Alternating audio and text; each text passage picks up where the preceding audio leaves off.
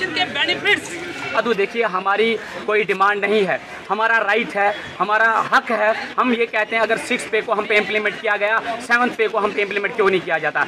अगर जल्द अज जल्द 7 पे को इम्प्लीमेंट ना किया गया, हमने जो प्रोग्राम दिया है सिट इन का 5 डेज़ का, इसके बाद हमारे चेयरमैन फारूक अहमद तांतरे पूरी स्टेट बॉडी उसमें बैठेगी और आने वाला वक्त जो है हम इंडेफिनेट स्ट्राइक कॉल पे जा सकते हैं, हम अपने स्कूलों को ताला बंद कर सकते हैं।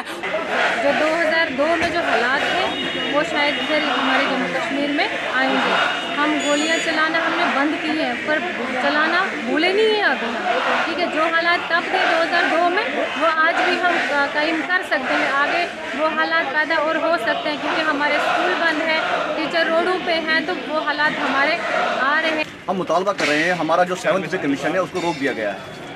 वो समझ नहीं आ रही है, वी आर स्टेट एम्प्लॉइज़, हमें स्टेट एम्प्लॉइज़ के तहत ट्रीट किया गया है 5 साल के बाद। हमें हमारे पास ऑर्डर है, उसके बावजूद भी हमारा 7th पे रोका गया है। तनख्वाहें 4-4 महीने के बाद देते हैं। तो हमारे इस वक्त जो है दोनों राजधानी श्रीनगर समर कैपिटल और विंटर कैपिटल जम्मू में हमारा डेमोन्स्ट्रेशन चल रहा है, हमारा सिटिंग प्रोग्राम है।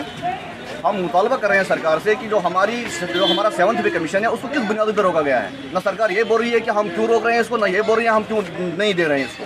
तो हम मुतालबा कर रहे हैं कि हम फौरी तो इसे वागुजार किया जाए, अदरवाइज़ जो है हम इससे आगे जो अपने डेमोन्स्ट्रेशन को बढ़ा देंगे।